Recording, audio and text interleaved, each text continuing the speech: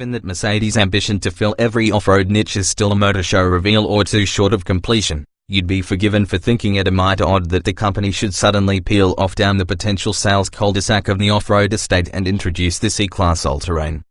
Established competition from Audi and Volvo then again, with the E-Class already widely celebrated as a jolly good thing, allied to the somewhat tardy recognition that the likes of the Audi A6 Allroad and Volvo's V90 Cross Country have had things all their own way for far too long. This car has been a long time coming. The news that the all-terrain variant only boasts a meager 5% difference in parts from its standard estate sibling would make it seem eminently more feasible as a project with which to keep Mercedes engineers busy in their spare time. All-terrain styling chunkier than E-Class estate. The E-Class estate is already a handsome car in its own right, yet Mercedes has not pulled off quite such a tidy job of off-road applique as Audi managed with the A6 Allroad. The all-terrain may be identified by an increased ride height, redesigned front and rear bumpers, the faintest whiff of plastic nappies around the wheel arches and, ribbed for added off-road sensitivity, along the bottom of the car, with standard fit 19-inch alloy wheels. The front is most visibly changed, with a chunkier twin-louver-style upper grille treatment and a less appealing, somewhat fussy-looking lower grille surround above a faux underguard panel. But at least all the bright work is finished in subdued satin rather than shouty chrome. At the rear, twin exhaust outlets are, as ever, fake, despite the option of a V6 under the bonnet. Familiar Mercedes-Benz interior and engines on board, all is high-end E-Class estate, which equates to superb build quality allied to a few suspect trim finishes, pinstripe piano black, anyone. A comprehensive equipment list that would probably unearth the kitchen sink itself if you burrowed deep enough into one of the media system submenus, stainless steel sports pedals, bespoke floor mats and all-terrain exclusive brushed aluminium trim. Though the standard E-Class estate is available with 119 4-horsepower 2.0-litre and 258 horsepower 3.0-litre V6 diesel power, the all-terrain represents salvation for those who wish to enjoy the larger motor and all-wheel drive installed in a slightly taller load. High standard specification indeed. The all-terrain goes on sale in the UK in summer 2017 with the larger engine alone and is likely to cost more than £50,000. Buyers can expect just one high-specification trim level, somewhat akin to sporty AMG line spec, with a 9-speed automatic transmission, adjustable air suspension and 4MATIC permanent four-wheel drive fitted as standard.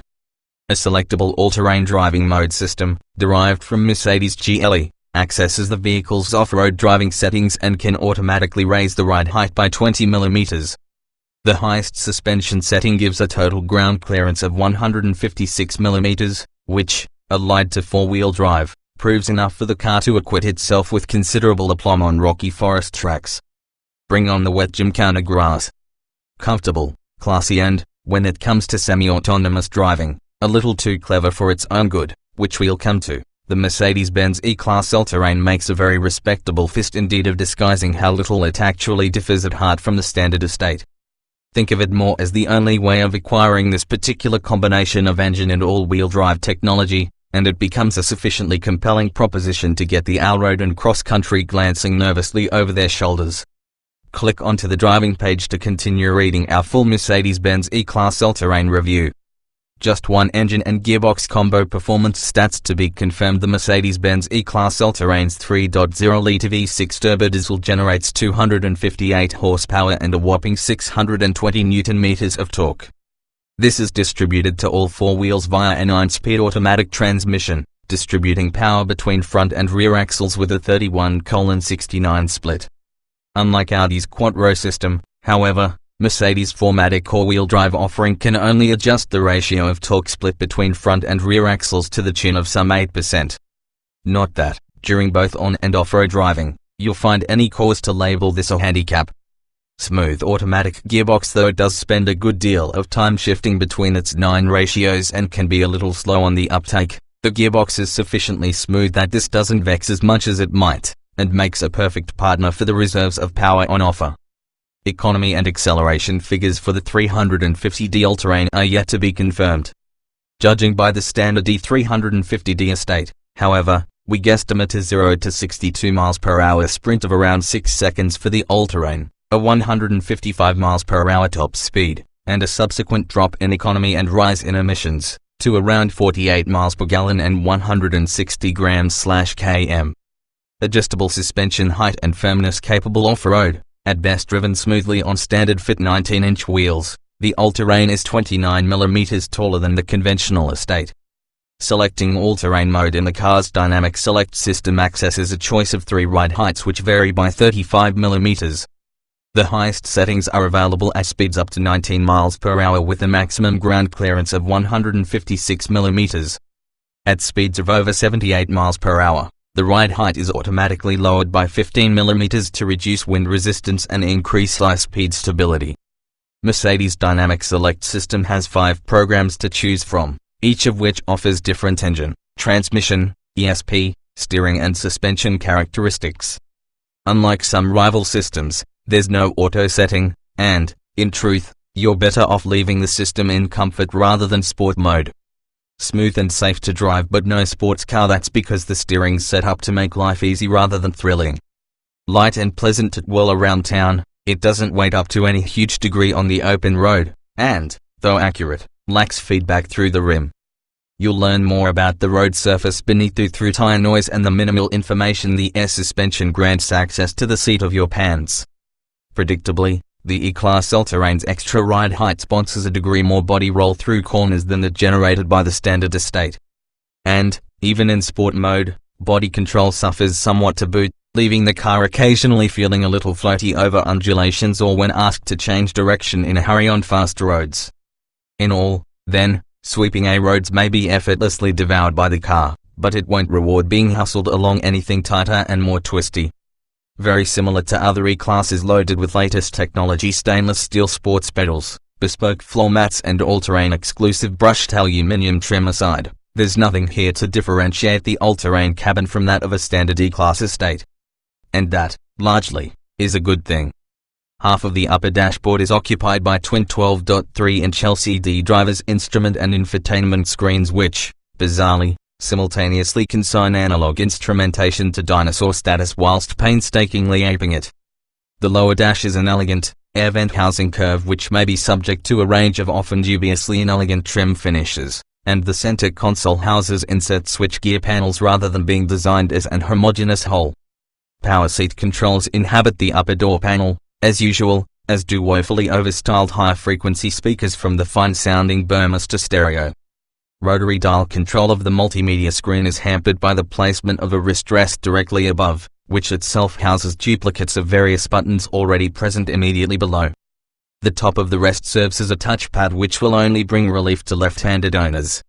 That is, however, one of the very few ergonomic glitches we have unearthed in a driver's environment, which is beautifully made, largely elegant and extremely comfortable. Longer suspension travel means extra comfort even impresses when driven off-road. The all-terrain may not be a machine which overmuch enjoys being flung around, then, but it is, by contrast, top of its class when it comes to high-speed comfort and quietness. Abetted by some of the most comfortable seats in the business and ruthlessly hushed engine, road and wind noise, the ride quality of the air suspension is almost excellent. We say almost because air doesn't always manage to smooth away potholes and the rougher road surfaces as adeptly as we'd like, and it may indeed prove that the terrible decay of Britain's road surfaces will highlight occasional shortcomings in this respect. Thanks to the longer suspension travel offered by the increase in ground clearance, the car's surprisingly comfortable when biffing about off-road too. Lump and forest tracks are dispatched with easy fluidity, and the all-terrain mode assists progress with a center console screen diagram showing steering angle, vehicle level, gradient, tilt angle, the position of the accelerator and brake, and even a compass. One trim level options to be confirmed. The E350D all-terrain will be offered to UK customers in just one, high-specification trim level. Details are scant, but it'll be somewhat akin to sporty AMG line trim. Standard Mercedes-Benz E-Class all-terrain equipment meanwhile, a 9-speed automatic transmission, adjustable, self-leveling air suspension, 4MATIC permanent 4-wheel drive, dynamic select driving modes and 19-inch alloy wheels will be fitted as standard. Elsewhere, the specification should prove comprehensive enough to negate too much involvement with the options list. So, expect LED lighting front and rear, an electric tailgate, parking sensors and a reversing camera. On board, the common multimedia system with twin 12.3-inch LCD screens, electric everything, keyless starting, full leather and a bewildering array of interior ambient lighting permutations should also come as standard. Then there's the 13-speaker Burmester sound system which many buyers will crave. The car's vast array of technology further includes Apple CarPlay and Android Auto phone connectivity, wireless phone charging and independent Wi-Fi connectivity for each occupant. The seat heating package also warms the door panel and center console armrests. And the power controls for the front seats include seat back bolsters that take it in turns to inflate, holding you in place as the all-terrain corners, not, some would say, a particularly welcome asset in the driving process. Optional Mercedes-Benz E-Class all-terrain accessories. Despite an undeniably comprehensive standard equipment list, a raft of options will doubtless be offered. This is likely to include a head-up display, soft closing doors, heated rear seats, upgraded air conditioning, 20-inch alloy wheels, and the ability to start the car and park it using your phone. Huge array of safety kit. Autonomous driving tech. Mercedes builds the E-Class as the most intelligent executive saloon, largely on the basis of the ongoing development of safety and driver assistance systems, it seems, with the boundaries between crash safety and crash avoidance technology becoming increasingly blurred. Building on a raft of systems such as active brake assist, active lane keeping assist, active blind spot assist and attention assist, the all-terrain offers several further assistance systems, the key innovations of which have been combined in a new driving assistance package. Mercedes Drive Pilot reviewed. The centerpiece of this new package is Drive Pilot, Mercedes speak for semi-autonomous driving. In other words, not only will the system behave like automatic cruise control, but it'll also keep the car in lane on country roads, around town, and on motorways at speeds up to 130 miles per hour, as well as giving assistance when changing lanes on dual carriageways. For orientation, Drive Pilot uses an enhanced stereo camera and new radar sensors which monitor the vehicle's surroundings sufficiently thoroughly that the system need not rely on lane markings to function. What it does, however, requires that you maintain contact with the steering wheel. Just resting a finger or two on the rim seems to be enough to let the car carry on about its business, but removal for any length of time elicits a stern warning, followed by automated braking to a standstill, in lane, with hazard warning lights attempting to stave off an unsolicited punt up the luggage. Like other systems we have sampled, the lane keeping facility works, yet does give the slightly disconcerting feeling of very gently ricocheting between the white lines rather than holding rock steady between them. Drive Pilot undoubtedly represents one step closer to genuine autonomous driving, but we feel you'd have to be an exceptionally tired commuter to feel the need to consistently make use of it in its current guise. Huge boot area with electronic luggage cover. Lots of storage options in cabin. Despite its added off-road skills, one of the Mercedes E-Class all-terrain's key selling points is its ability to swallow luggage and people. The boot is likely to match the standard estate's 640-litre capacity with seat backs that fold flat. An electric tailgate aids access. This means that this Merc should beat Audi, BMW and Volvo rivals for load space, with rear seats that split in 3 parts for added load lugging. Kudos. With the seats down, it's a similar story, as the all-terrain's boot extends to 1,820 litres, much more than competitors, which don't even reach 1,700 litres. Another clever feature comes in the form of a luggage cover that rises electrically up the rear pillars out of the way, with controls for dropping the seats in the boot. You may want to avoid any of the pale interior color options, however, as you could find these getting very dirty, very quickly. There are also a number of cubby holes scattered around the cabin, including a large central storage area under the armrest.